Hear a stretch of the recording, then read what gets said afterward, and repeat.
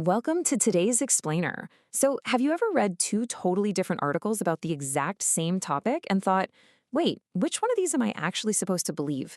Well, I am absolutely thrilled to be your teacher today because we're going to master a seriously crucial eighth grade writing skill, cross genre comparison. Okay, let's dive right in.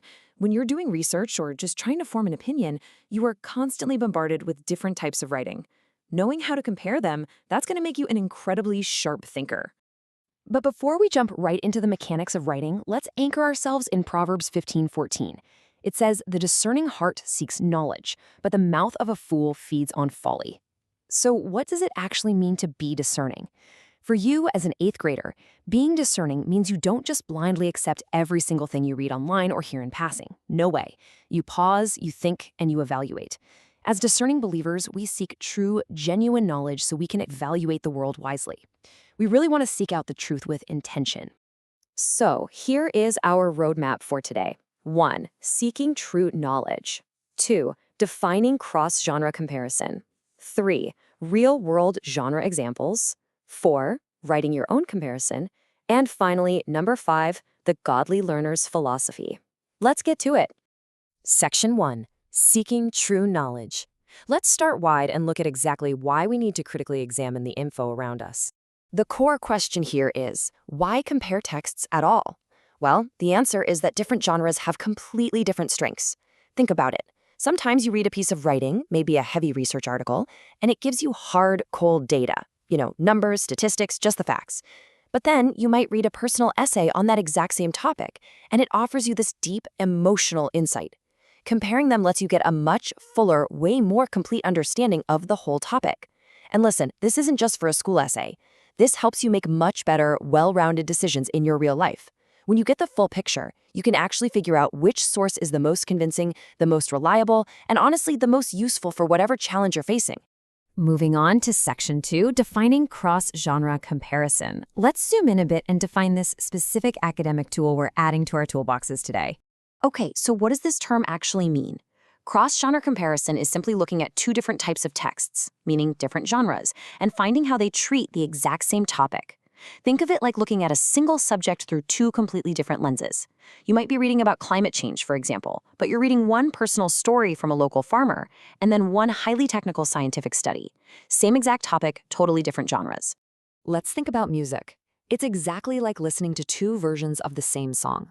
Imagine a gentle acoustic version of your absolute favorite song. Just a soft singer, quiet guitar. That acoustic version really highlights the emotion and the lyrics, right? It makes you feel something deep. Now imagine that exact same song played as a massive, full band anthem with pounding drums and roaring electric guitars. That version brings incredible energy and power. Notice how what each version adds is totally different? By combining both experiences, you get a complete appreciation of the music. And you know what? That is exactly what we're doing with our writing. Section 3. Real-world genre examples. Let's put this into practice and see how it works with 3 text pairings you'll actually encounter out there. First example. Let's say your topic is school lunch reform. On one hand, you have an editorial, maybe written by a student.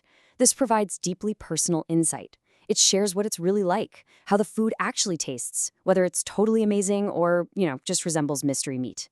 On the other hand, you have a formal research report about those exact same school lunches. But this report gives us the hard numbers and the nutrition stats. Why does this combo work so perfectly? Because mixing those personal insights with the hard data gives you a fully balanced view of the issue.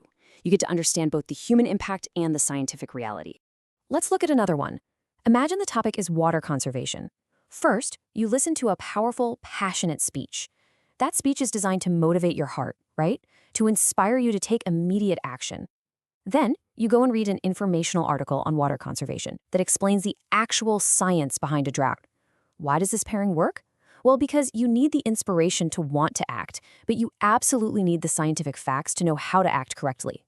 The speech gives you the drive, the article gives you the map. For our third example, let's say you're researching exercise habits. You pull up a blog post, it's super informal, very chatty, and highly opinionated. The author is just kind of sharing their personal workout routine. Then you pull up a government health website. It is formal, structured, and entirely evidence-based. Notice how these two genres completely differ? They differ in their credibility, their tone, and their ultimate purpose. A blog post might just want to entertain you, or, hey, maybe even sell you a workout plan, while the government site just wants to safely inform the public. Recognizing these differences completely changes how we receive their advice. I mean, if you treat a highly opinionated blog post like it's government-backed scientific evidence, you might end up doing a pretty dangerous workout. Section 4. Writing your own comparison. So we know what it is. We've seen the examples. How do you actually execute this in your own research projects? Let's get practical. Here are your 3 clear steps for writing a fantastic cross-genre comparison. Step 1. Identify the genre differences. Look closely at the format. Is one a poem and the other a news report? Spot those structural differences right off the bat so you know exactly what you're dealing with. Step 2. Compare the tone, the purpose, and the evidence. This is where you really dig deep. When looking at tone, ask yourself, is the author using formal vocabulary or casual slang? Is the tone completely serious, or is it a little sarcastic and funny? Next, figure out the purpose. Is the text trying to persuade you to buy something or just inform you of the facts? And what kind of evidence do they use? Do they rely on emotional stories or hard statistics? Answering these questions literally gives you the meat of your essay. And finally, step 3, write a balanced comparison. Bring it all together into a well-supported essay. A balanced comparison doesn't just say which text is better. Instead, it highlights how each text uniquely contributes to the topic. You want to show your reader the full picture by pointing out that, hey, one gave you the facts while the other gave you the feelings, and together they tell the whole story. Section 5. The Godly Learner's Philosophy. As we wrap up our lesson today, we really need to zoom back out and see how this all connects to your daily walk. I want you to hear this really powerful verse from Philippians chapter 4, verse 8. It says, "Finally, brothers and sisters, whatever is true, whatever is noble, whatever is right, think about such things." When you're doing your research, when you're comparing a blog post to a research article, you must actively filter all of that information through the lens of God's truth. Discernment is an action. You are intentionally focusing on what is pure, lovely, and admirable. This is exactly how you wisely choose what to believe and what you're going to share with others.